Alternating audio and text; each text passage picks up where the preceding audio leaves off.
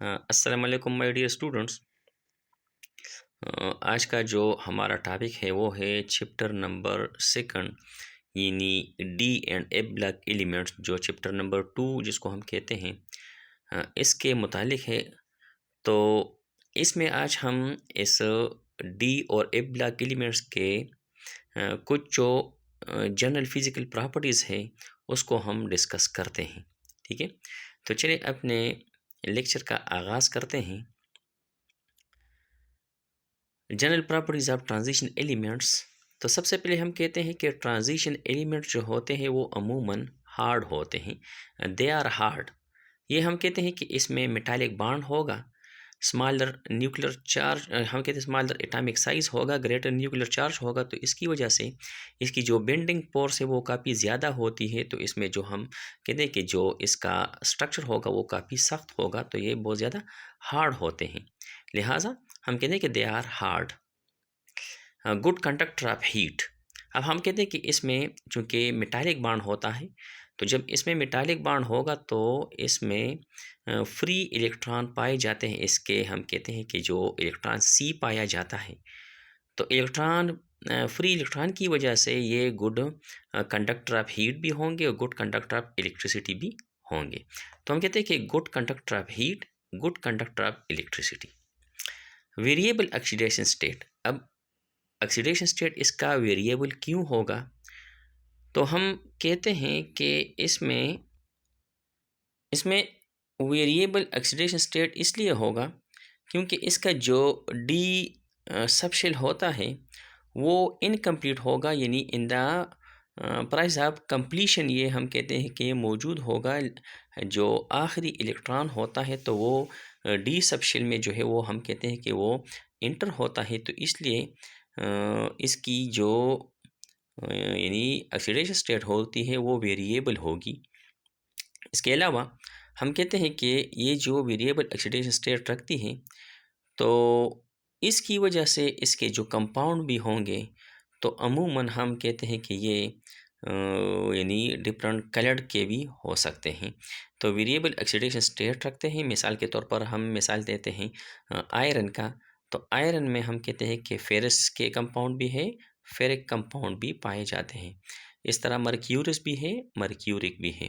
Cuprous के compound है तो क्यूप्रिक कंपाउंड भी पाए जाते हैं, यानी +1 +2 में। इस तरह आयरन जो है वो +2 +3 में पाए जाते हैं। Form coloured compound.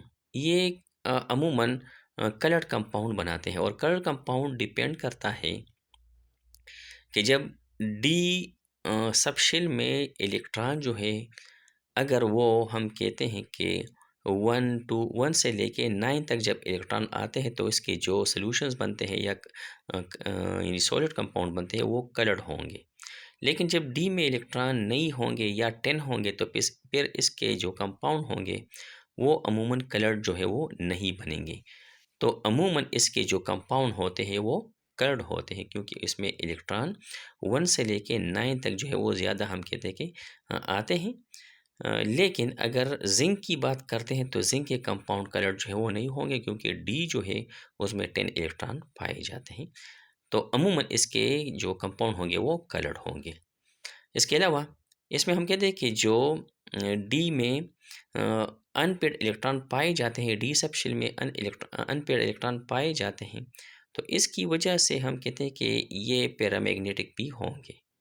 पैरामैग्नेटिक, जो मैग्नेट अपनी तरफ उस एलिमेंट को अट्रैक्ट करता है या किसी भी चीज़ को अट्रैक्ट करते हैं तो उसको हम पैरामैग्नेटिक कहते हैं। और ये पैरामैग्नेटिक नेचर इसकी अनपेड इलेक्ट्रॉन की वजह से होती है, जो वो अमूमन डी सबशेल में जो है वो हम कहते हैं अनपेड इलेक्ट्रॉन होते हैं।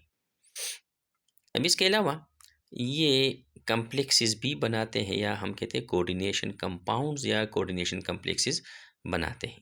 ठीक है, फॉर्म एलॉयज़। ये एलॉयज़ भी बनाते हैं अपने ग्रुप के एलिमेंट के साथ भी और दूसरे ग्रुप के एलिमेंट के साथ भी। ये एलॉय बनाते हैं जिसको हम बर्थ कहते हैं, एलॉयज़। और एलॉय की वजह से हम कहते हैं कि उस एलिमेंट की जो टेंसिल स्ट्रेंथ है वो काफ़ी ज़्यादा होती है और इसकी यानी उसको हम फिर बाद में यूज़ कर सकते हैं।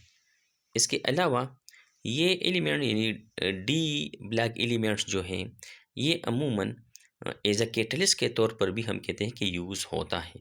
यानी अगर हम निकल ले लें तो ये हाइड्रोजनेशन रिएक्शन में इस्तेमाल होगा। अगर हम कहते हैं कि आयरन हम यूज़ करते हैं तो हाबर प्रोसेस में ये अमोनिया प्रिपरेशन में इस्तेमाल होगा। वेनेडियम जो है, वेनेडियम पेंटॉक्साइड, ये अमूमन सल्फ्यूरिक एसिड की प्रिपरेशन में तैयार हो यानी इस्तेमाल होता है।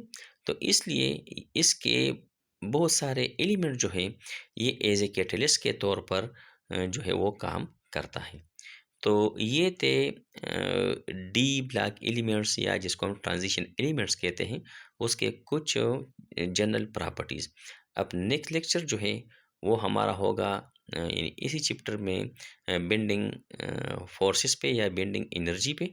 इसके अलावा इसमें हम इस ग्रुप के जो और ख़ुसूसियात होंगे उस पे डिस्कशन करेंगे। तो तब तक हमें इजाज़त दीजिए। अल्लाह हाफ़िज़।